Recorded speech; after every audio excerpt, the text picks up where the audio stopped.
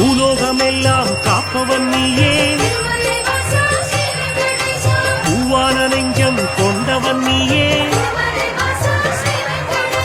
காலங்கள் யாவும் கடந்தவன் நீயே,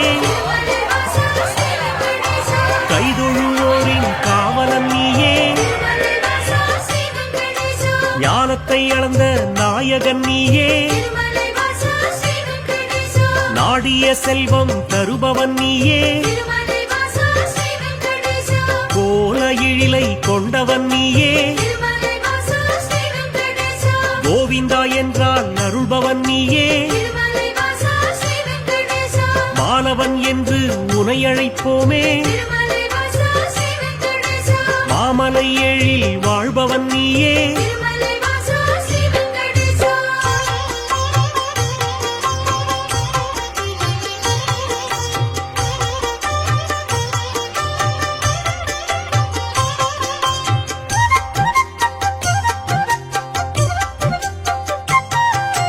கோமல கண்ணா கோவிந்தராஜா, குவலயம் வாழ நீ அருள்வாயே, தாமரை கண்ணா தாமோதரனே, தாமதமின்றி உதவிடுவாயே, வாமன ரூபம் எடுத்தவன் நீயே, வணங்கிட வந்தோம் உன் திருவடியே, சேமமுறவே செய்திடுவாயே, சேயன எம்மை காத்திடுவாயே, பாம்படை மீது படுத்தவன் நீயே, பார்க்கடல் வாசம் செய்பவன் நீயே,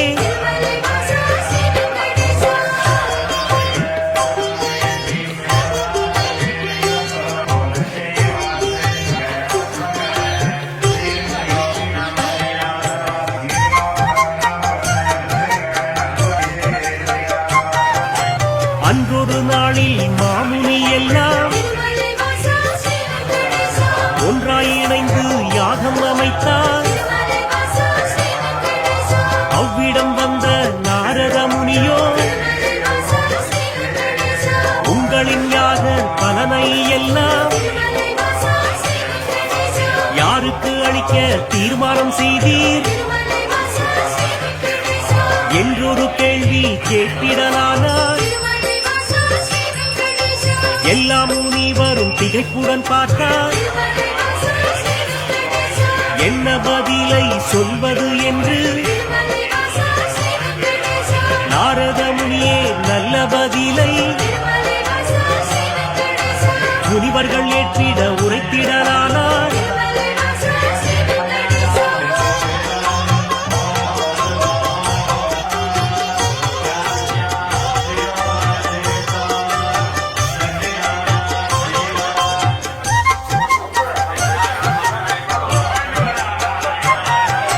தருமரின் ஆட்சி முடிந்ததினாலே தவறுகள் இங்கே பெருகிடலாச்சே, கலியுகம் வந்து பிறந்ததினாலே கண்ணெதிர் துன்பம் நடக்குது இங்கே, பொறுமையும் சகிப்பும் போனதினாலே புவியோர்க்கெல்லாம் இடர் வரலாச்சே, உலகினை திருத்தும் உத்தமர் யாரோ அவரை நீங்கள் அறிந்திட வேண்டும், யாகத்தின் பலனை அவரிடம் தருக என்று வைத்தாரே நாரத பெருமான்.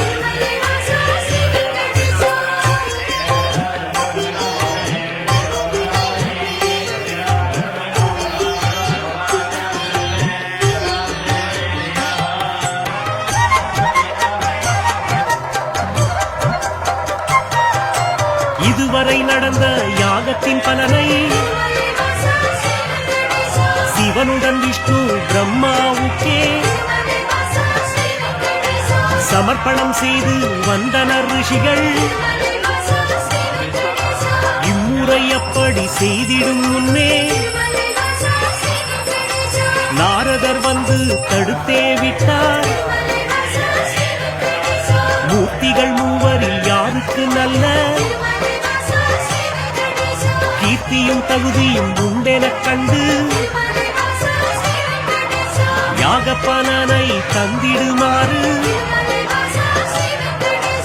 அறிவுரை சொல்லி அகன்றே சென்றார்.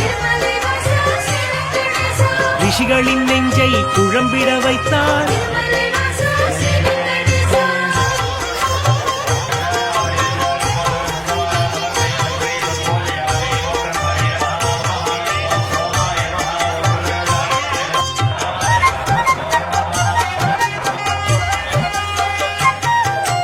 முனிவரின் கூட்டம் ஒன்று கலந்து மூர்த்தியில் சிறந்தவர் யார் என்று அறிய பிருகு முனிவரை தேர்ந்தெடுத்தனரே. அவரும் சம்மதம் என்று வைத்தாரே. பிரம்மலோகம் முதலில் சென்றார். பிரம்மனும் அங்கே ரதியுடன் லீலை புரிவது கண்டு மாமுனி கோபம் கொண்டதினாலே சாபம் உரைத்தார். யாகத்தின் பலனை பெற்றிடும் தகுதி உந்தனுக்கில்லை என்றுரைத்தாரே.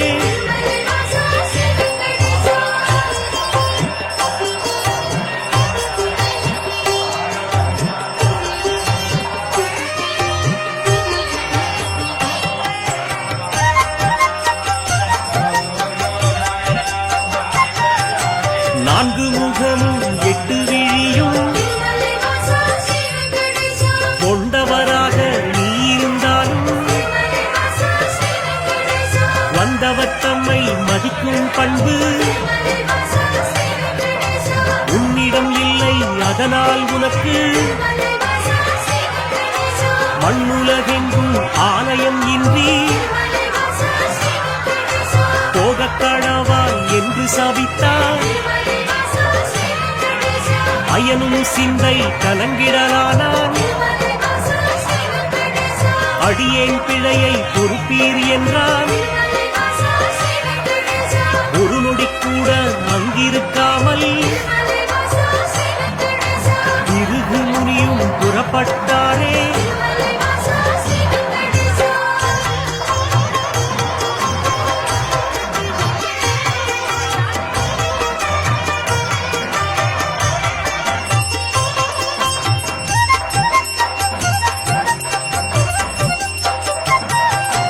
ஈசனை காண கைலாயலோகம் கண்ணிமை பொழுதில் முனிவரும் சென்றார். சிவனுடன் சக்தி இருவரும் ஒன்றாய் ஆனந்த தாண்டவம் ஆடிடலானார். தன்னை மதிக்கவில்லை என்று மாமுனி பிருகு கடுஞ்சினம் கொண்டார். ஈசனே உனக்கு உலகினில் இனிமேல் உருவம் இன்றி வழிபாடு நடக்கும் என்று சபித்து கோபம் தணிந்தார். இதயம் நோக அவர் அகன்றாரே.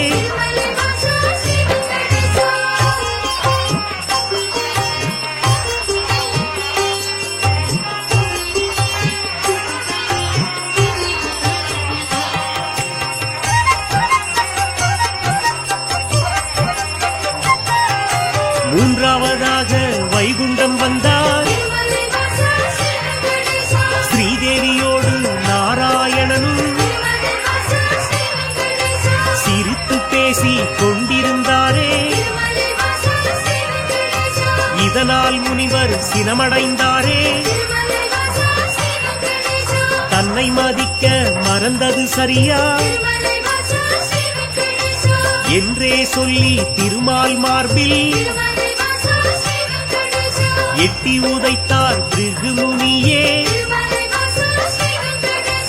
ஏனோ அறிவை இழந்தே போனார். பார்க்கடல் வாசன் முனிவரின் காலை பற்றிடலானான் பணிவிடை செய்தான்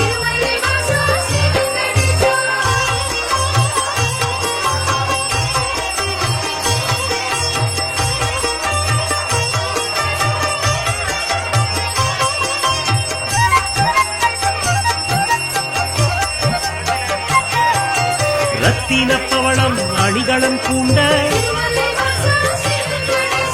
எந்தனின் மார்பில் உதைத்ததனாலே மெத்தென்றிருக்கும் உங்களின் பாதம் வலித்ததுவோ என்று வைகுண்ட வாசம் வாஞ்சையுடனே கேட்டு பணிந்தான் வருத்தம் சொல்லி ஆறுதல் தந்தான்